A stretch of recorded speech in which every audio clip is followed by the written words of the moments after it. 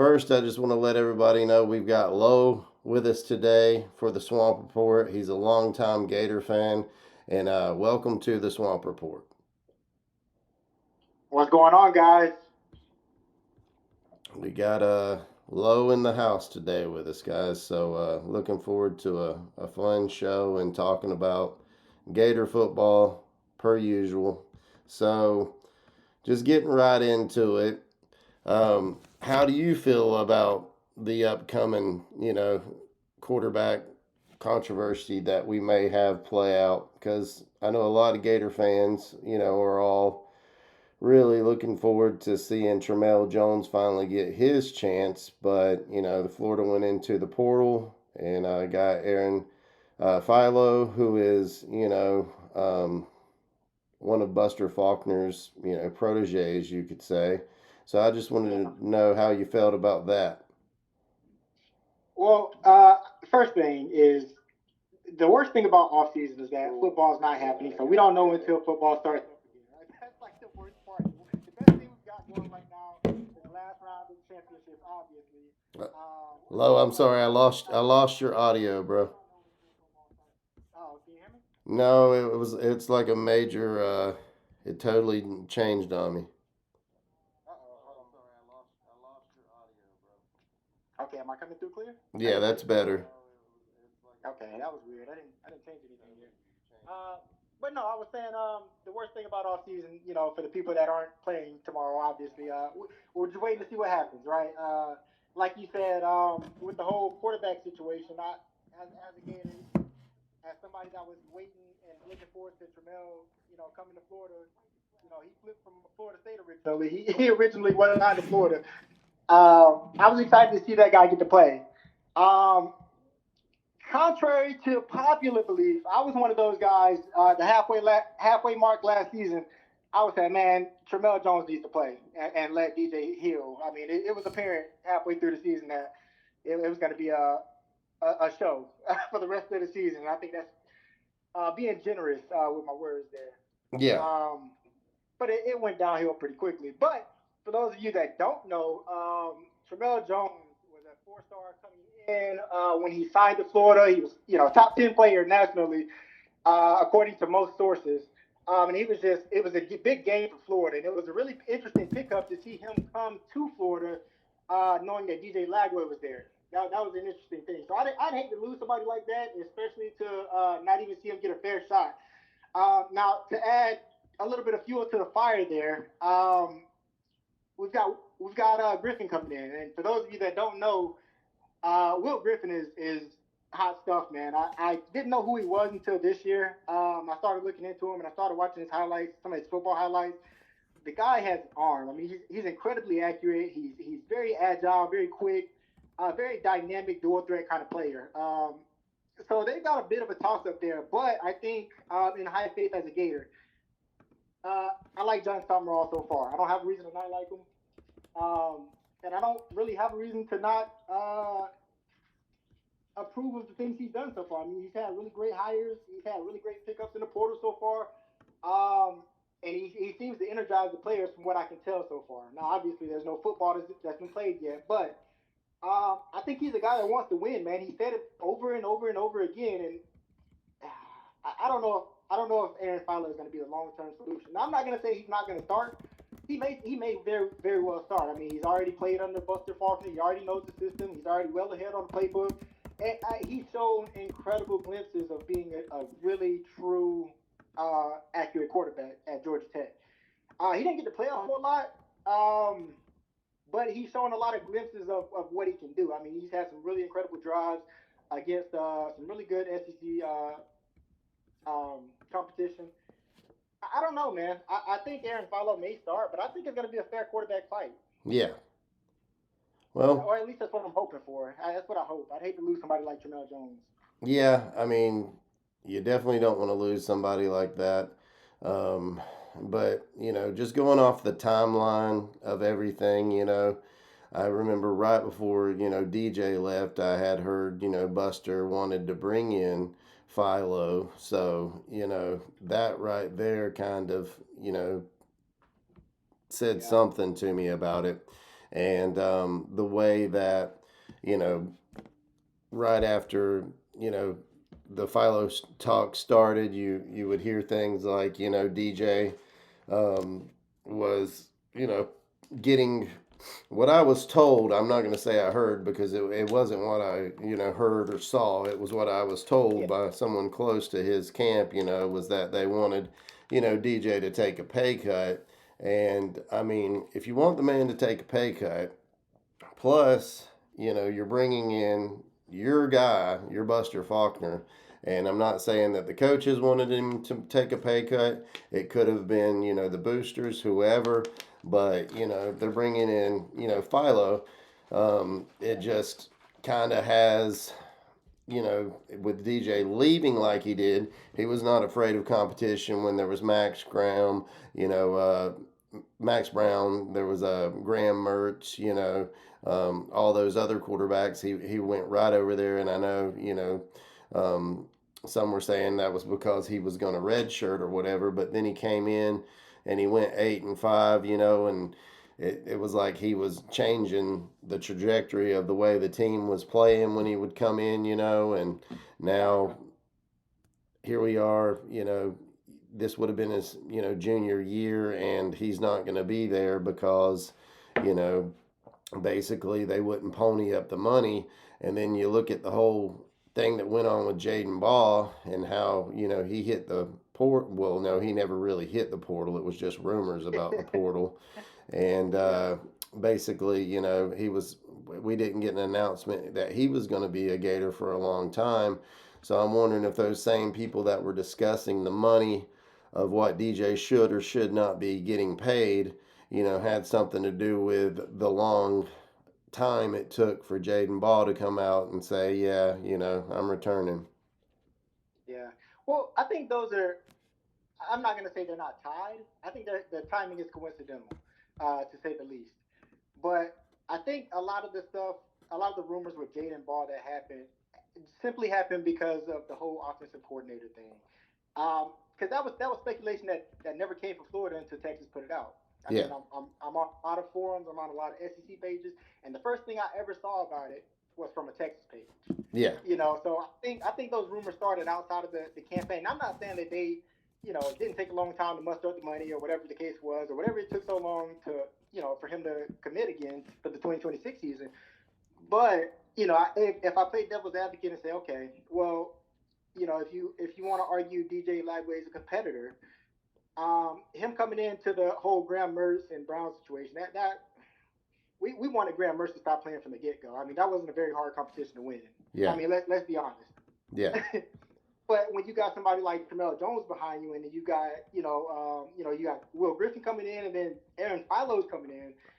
Who's to say that somebody didn't say, "Hey, DJ, man, you didn't play a good season. Maybe you should take some time, really heal up. Really, really baby that hamstring injury." Who's to say that didn't happen? And he just didn't want to do it. yeah. Which And we don't know. We're outside parties that obviously aren't part of that conversation. But yeah, I would like to think it's not all about money because the guy is loaded. I mean, outside of Florida, his NIL deals alone. I mean, well, well, NFL players don't get that's paid that another much. thing when it comes to when it comes to the money thing. It definitely all wasn't about money. I don't like to air his business out, but when I speak with people that I know, that are in DJ's camp, that's one of the Right. things they kind of say. They're just like, DJ, came from money. So why, would it be, that big of a deal? But I think it's more of a,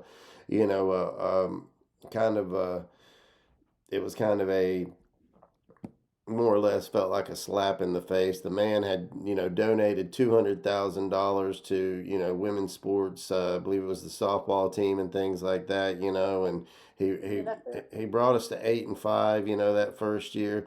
And a lot of people don't know about this, and I talk about it, and I've told them about it, and I really don't type about it a lot and put it out into words, but I do, Right. Right. talk about it online, and I've done it on, ESPN radio shows. I've done it, on my own podcast and things like that. But DJ Lagway had a surgery. He had a shoulder surgery, a scope, and a growing surgery. So with both of those surgeries right there, and then the perfect true indication of that, if his shoulder was just bothering him, there's no way that he would have not, thrown the ball, all summer just because, he re-injured his shoulder like that. He was rehabbing that shoulder the whole summer. So, um, Yeah, and I think a lot of fans would. I mean, they knew that. I mean, even if you didn't actually have the intel, I mean, we knew something wasn't right. r- r-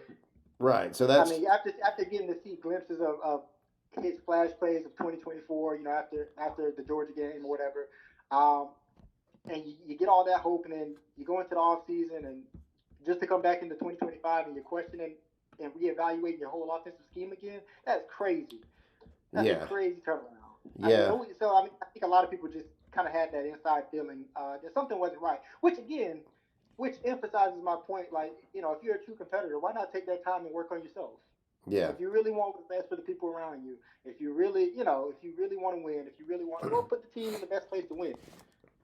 And I Yes. hate to say that because I absolutely, I'm still going to watch DJ Lagway play wherever, hopefully he fully commits to Baylor. And, but I want to watch the guy play. I love him. I love watching him as a player. But even more than that, the people that interact with him in person, the people that know him as a person, they like him. They all say he's a great person. So Yeah. I'm going to follow him, regardless. But, Right. oh, man, something about it just, it's not right with me. And if it's a unfair favoritism deal, like you say, that's really gonna kill me, man. I hate to see the team going in that direction if that's the case. Well, I mean, being the coaches and everything, they have, more of an eye for it than we do, So they have the eye for the talent and they see the vision. So, it's Buster's system. So, the quarterback, that he has, in place, it only makes sense that that's who they're going to bring in to. I mean, you brought him into the portal for a reason. I mean, I would love a true, honest, quarterback competition, but me personally, I just honestly do not see it. The advantage already goes to Philo for, having time in the system and things like that. So right off the rip, he's got the advantage there. But neither quarterback has much more experience than the other, and that's the reason I thought they should have paid up the money for DJ. Because I mean, just say he didn't cost you. Say it was $3 million. I know that sounds like a lot of money, but football talk, that's not a ton of money. And Right. just say you put him in and he stinks up the field again, then you got those other two quarterbacks and you send him with his walking papers for his senior year. But Yeah. Well, I mean, if you're gonna do that, though, I mean, you got to think about it from this perspective too, though. I mean, if that really were the case, and Aaron Philo is probably going to follow the offensive coordinator, you already got Will Griffin as a commit. You already got Tramell Jones to recommit for 2026. That's not a lot. That's a lot. That's a stacked quarterback room, and it gets real crowded real fast. I don't think everybody stays in that scenario. right. Well, my point was that if, it's a gamble, but if just say he does play up to his ceiling like everyone has expected DJ to do, I mean, there's been so many big names that have came out and just, put him as like number one quarterback going into 2025 and things like that. I mean, Yeah. if he plays like that, because see, nobody factored in those injuries. So just say he stays and he plays up to the capability. And here's the kicker: what if he goes to Baylor or Miami? The deal is, right now, as we're speaking, he is supposedly via CBS. He is supposedly finalizing a deal with Baylor. I don't know if that's accurate, but that's just what's out there right now. So if he really finalizes the deal with Baylor, it's not the same to me as if he goes to Miami and just knocks it out of the park, because it's going to be hard to tell with the Baylor competition. Like everybody's going to not give him a pass based on that.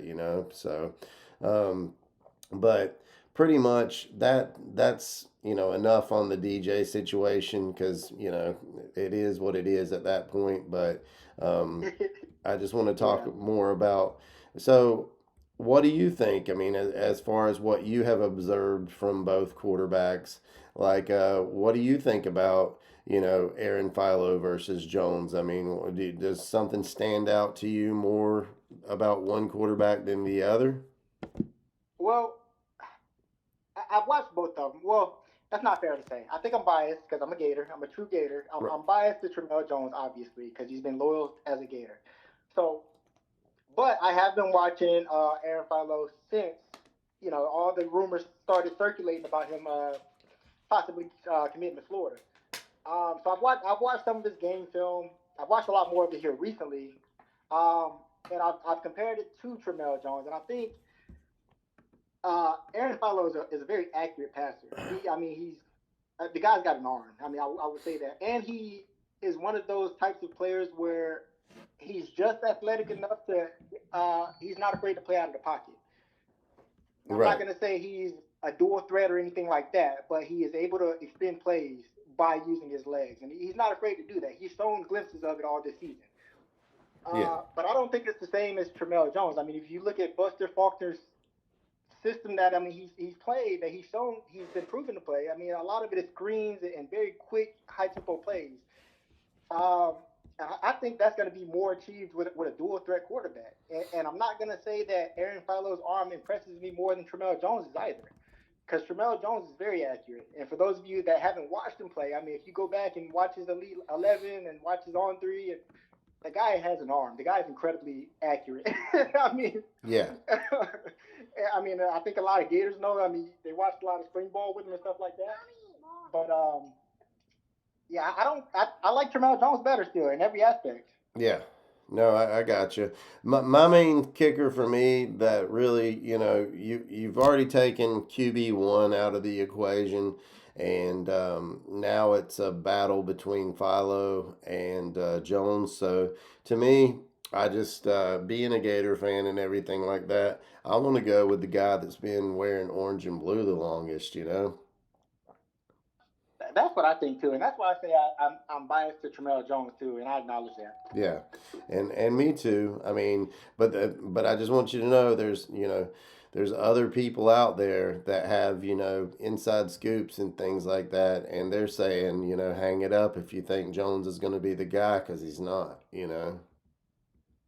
Yeah, I mean that's fair. If we're starting off with experience, I'm cool with that. But I want to see a fair shot eventually. Yeah, yeah. I mean that, and but the thing is, if you go through a whole year and Philo plays pretty good and everything, you know where Jones is going to be, at the end of the season. So it's one of those things, man.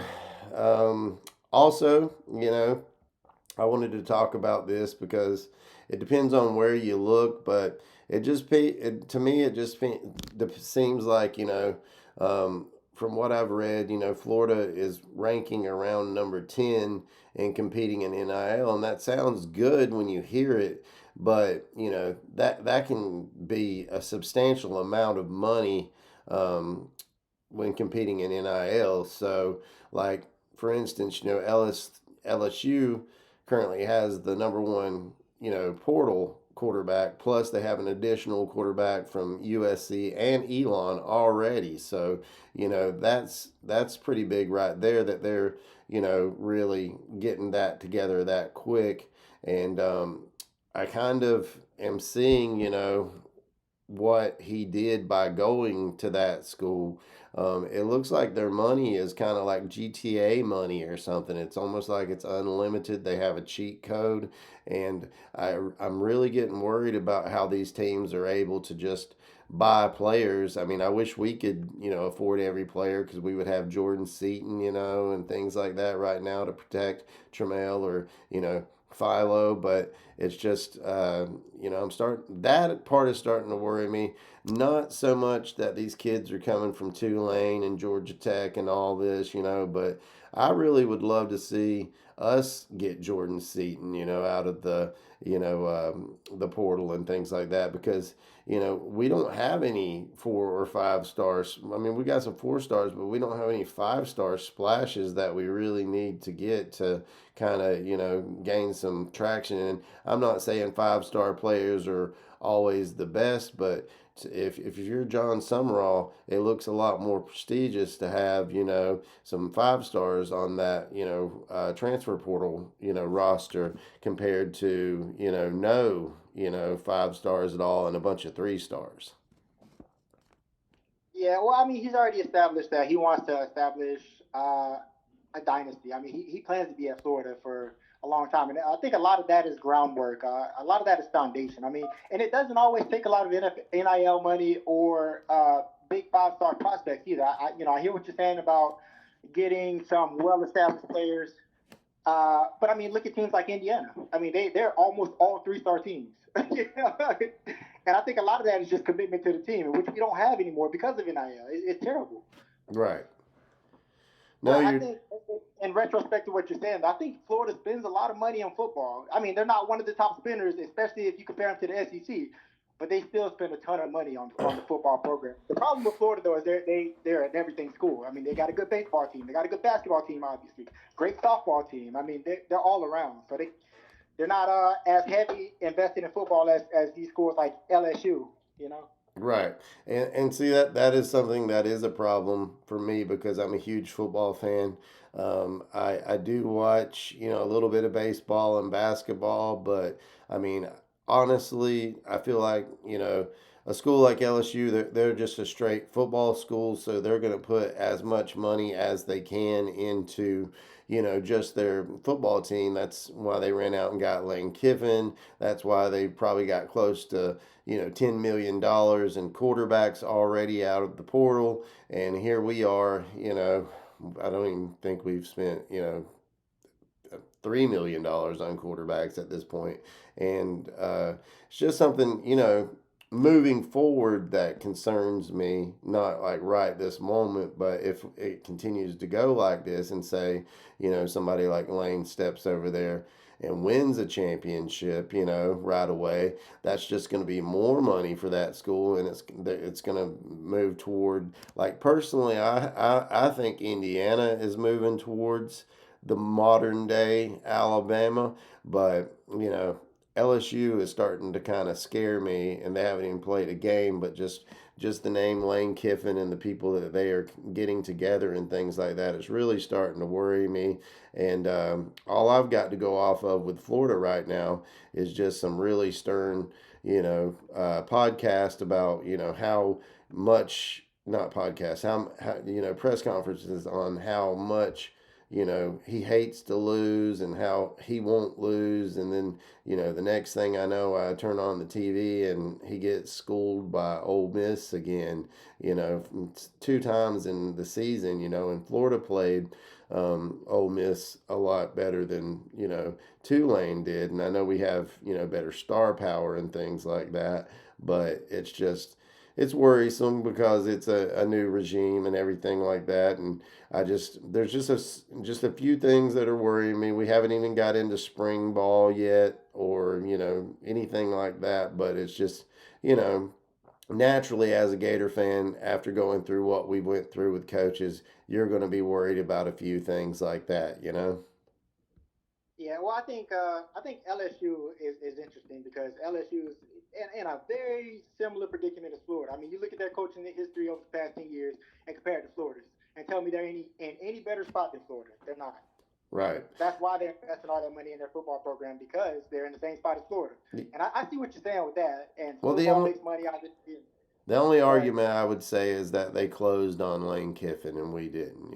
So there's obviously they're doing something right there, because I mean we can twist that all we want, but 100%, like 90% of Florida fans wanted Lane, and Florida definitely wanted Lane, and now we've got John Summerall, and it is what it is. And yeah, yeah. I'm not hating on And the hire, a lot but of Florida fans, did want Lane Kiffin. I wanted Lane Kiffin, but let's not act like Lane Kiffin is proven. Let's not act like he's walking around with 3 or 4 rings championship rings. to show for it. Yeah. No, I We're get it. betting on things that he's capable of, but he's in the same boat as John Summerall when it comes to actually John Summerall has rings from his conferences, so you can't even say that. Yeah, and a lot of people might not know this, but with Florida, one of the things, that may have, it may not have just been the money with DJ, because like I said, he come from money there, but, it may have been a little bit to do with the fact that, he specifically, I was told there was a few things he wanted out of, staying at Florida, and you know, um, this was before the season even ended, that he wanted a better offensive line and he wanted an offensive minded coach. And that is not what, John Summerall is. He's defense first. So even though we brought in Buster Faulkner, he wanted a head coach that was, you know, a offensive mind, so maybe that had a lot to do with DJ's decision on why he was going to leave, besides just the money. But I just hate that it did come to, in my opinion, the pay cut. Not that I'm saying that he performed well enough not to get the pay cut, but I just know that everyone listening to this podcast right now, whether no matter what you do, if anybody comes to you with a pay cut, the first thing you're going to do is go look for another job. So, I mean, that's fair. And I yeah. think asking for a better. I mean, if you watched any Florida football this year, I mean, there was a lot of times where he was in the scramble and it wasn't by choice. So I think that's a fair request. you Yeah. know, No, I you're right. mean, I can't fault the guy for wanting better protection. I mean, let's be real. Right. So, in pretty much moving on with it, it's just like we both would like to see Tramell Jones get a fair shot.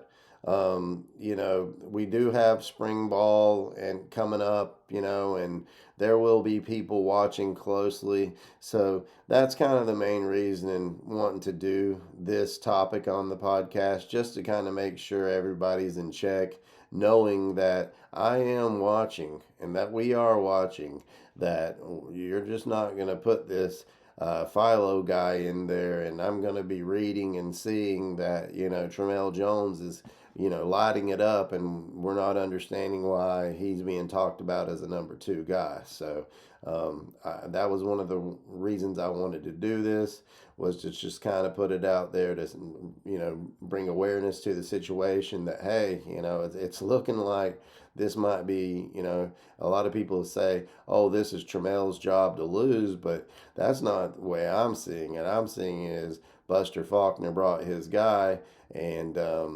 it's Philo's job to lose, honestly, and Tramell has to beat him out. And I've watched tape on both of them, and I don't really have a lot to go off of on either of them. Their high school tape, I was very impressed. When he was gonna go to FSU, I was like, oh no, they're getting that guy. I was kind of like, man, this guy, like, sometimes I would be watching and be like, man, this guy's smoother than DJ. I'm kind of jealous, but then we ended up with both of them.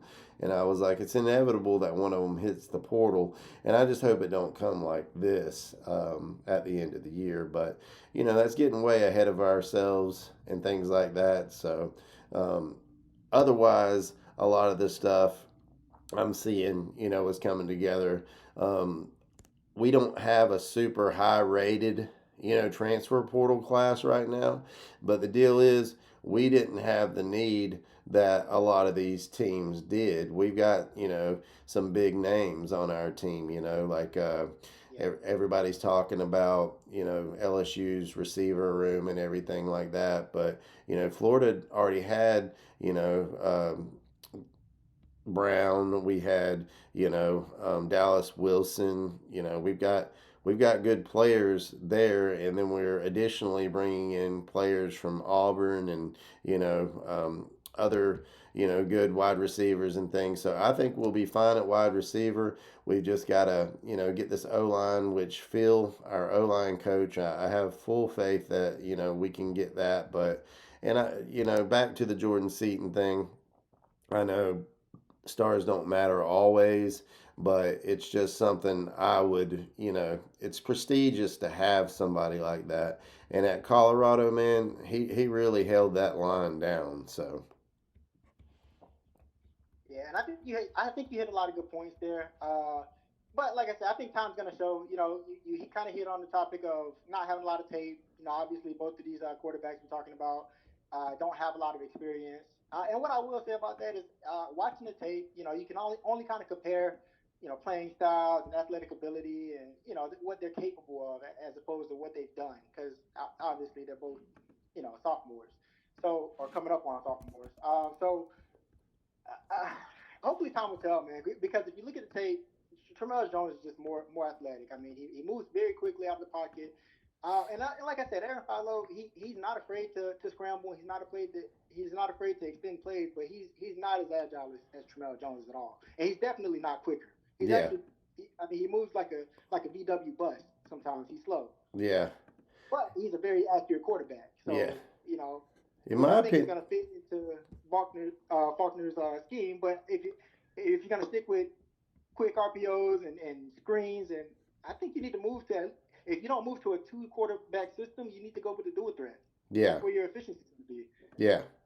In my opinion, he has pretty good wheels. He's moving pretty good, So it's hard for me to judge which one's got the better wheels. Honestly, that's kind of why it's worrisome to me is both quarterbacks seem to be on almost the same level. It's just the other guy gets the edge for having um, the more time in the system, and I think ultimately that'll be what kind of you know may get him the job, But either way, Yeah. it's just something we got to wait and see how it all plays out. Yeah, well, hopefully when they get ready to reveal teams and start playing some spring ball here in a few months, we got good news. And the Gators looking healthy and they're looking like they're clicking. That's what I'm hoping for, man. Whoever wins whatever job, I don't really care at this point. Just go win some football. Right, exactly. That's the thing. I mean, I don't want to fanboy out too much because I always do that. I fanboyed over Anthony Richardson. I fanboyed over DJ. I would like to say that, in their defense, I really think either of those quarterbacks could have been great quarterbacks. I just think we were not the program for them. Um, Billy Napier, he cannot he was the quarterback coach. I mean, he wasn't the quarterback coach, but he was a coach that played quarterback, and so was Lane Kiffin. And just to me, I thought it was crazy. They asked Billy to throw a football at the crossbar there, and from like 20 to 30 yards, and he just whiffed and missed it so bad. And Lane Kiffin, he can just walk out there and do it from 30 to 40 and basically not even look at the field goal post and just hit it, and it's just like, man, seeing that, it just makes you think about that kind of stuff because these are the guys giving these quarterbacks advice and things like that, and I would way rather trust my quarterback, with Lane Kiffin. Not that he's a quarterback coach, but they do definitely mentor them on these types of things, and I really feel like Billy destroyed AR's. And because remember, AR wasn't going to come back to Florida. He said that. He said, if I had the chance, I wouldn't come back to Florida, And the reason he said that, I guarantee you, is because he did not progress at all as a player, and he would have just went somewhere else and been developed. And he might even would have stuck around for that extra year to be a good NFL player. But now we have, this situation where, poor DJ's sitting there asking, Coach Summerall, am I going to be developed? And he's just looking at you like, hey, son, you've been here for 2 years. You're not developed yet. I ain't got time for it, So, Yeah, I mean, you're definitely right about that. I agree on both cases of AR and DJ. I mean, I can't disagree with you there. yeah. You hit that right on the money. Yeah. So, I mean, it's one of those things where we'll just have to wait and see how it goes. But I just don't want any biased and I don't want any favoritism. I'm a big fan of, you know, coaches that are not biased and no favoritism, and I think these guys truly want to win, big enough that if Tramell goes out there and smokes him, he'll get the start. But I just don't want it to be neck and neck, and then they're like, okay, well, he knows the system better, so we're going for Philo. So that's what I wanted to talk about today, Lo. And I know you've got some responsibilities you've got to get to, so I'm not going to hold you. I'm not going to stay on here much longer. I've got to do some sponsor shout outs, and other than that, that was our swamp report. So Thanks for having me, Chris, and I appreciate it, man. yeah, man. Pleasure as always. Yeah, it's always a pleasure talking to you, man. You always, you're always good to talk ball with, and I'd love to have you back on soon. Hey, just let me know, man. Hey, y'all have a wonderful afternoon and appreciate it again, Chris. All right, you too, bro. Have a good day. You too. All right, guys. So, what I'm going to try to do now is look at some of these comments and see if there's anything I can answer for you guys. Let's see here. We're going for Philo. So, that's what I want. So, I don't know if she's still in here, but Swamp Donkey's in the house. What's up, Swamp Donkey? Oh, okay, I see it. I see the love bombs. Hey, how you doing? Good to see you. So, Swamp Donkey's in the house, everybody. You follow Christina Keith, Swamp Donkey, on TikTok. She's really cool. Great friend of mine. We got Charlie Sapp. I would like to tell you that I would love to get Jordan Seaton. I would really think that would be a great thing. I want to say hi to Joey Simpson.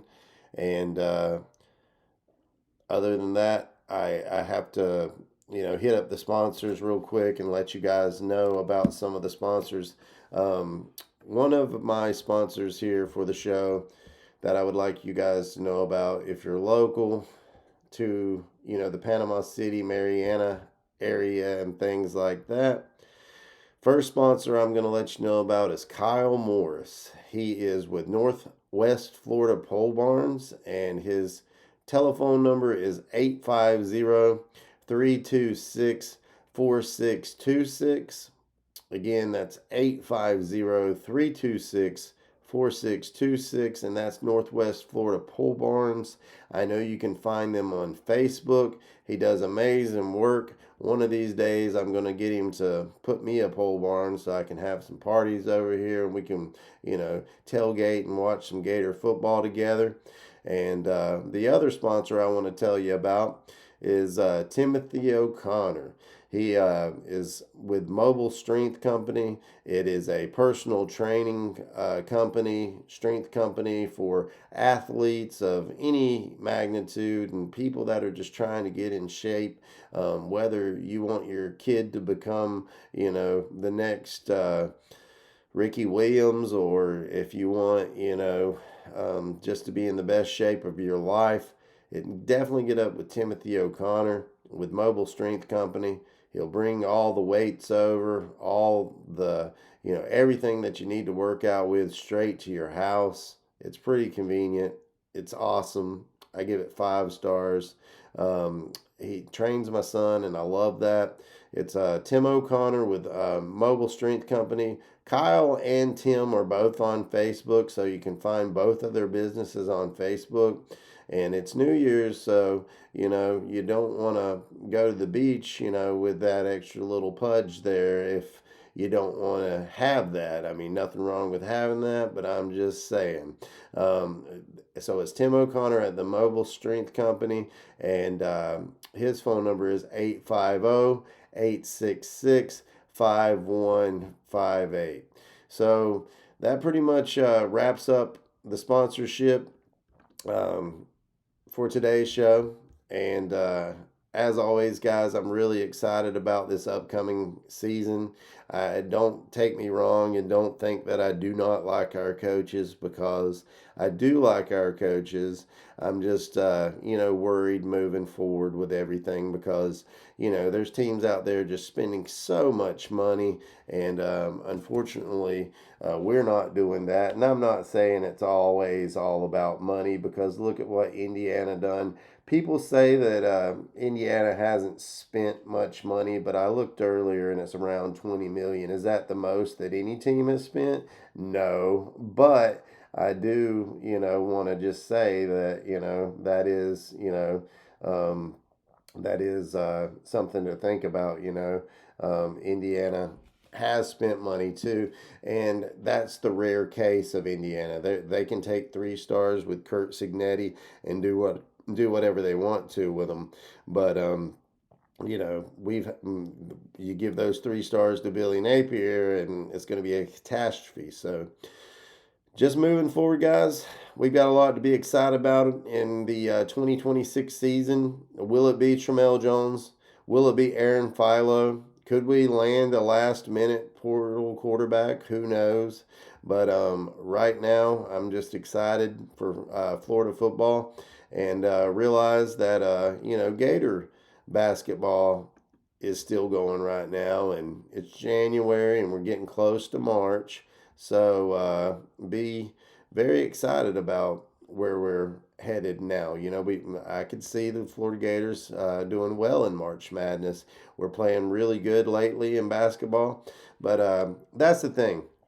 Florida has good baseball teams, basketball teams, football team. Last year you can't say that for the football team, but that's the difference. Some of these teams, they're putting all their money into football, and personally, I wish Florida would start dispersing more money, because when you look into it, someone tried to tell me earlier that basketball makes more money for the University of Florida, and that is not true whatsoever. Football is bringing in all the money, if you really want to know. So we need to do what if it makes sense, it makes money, and it makes sense to me to put all the money into the football. That way we can get the best players, the best coaches, whatever it takes to win. We are the Florida Gators, and we're sick of losing. It is time to have us in the playoffs, in the SEC championship, and I can understand that might take 2 years or so, but by year 3, after everything that's been promised in those press conferences of how much you love to win, then you got smacked down by Ole Miss twice in the same season. Come on, man. Show me something. I need to see something, John. I need to see something right away. You talk the talk, let's walk the walk. All right, so for everybody, I hope you have a wonderful afternoon, and thank you for taking the time to watch the Swamp Report. I'm going to give you a little chomp with my squeaky chair, and as always, go Gators.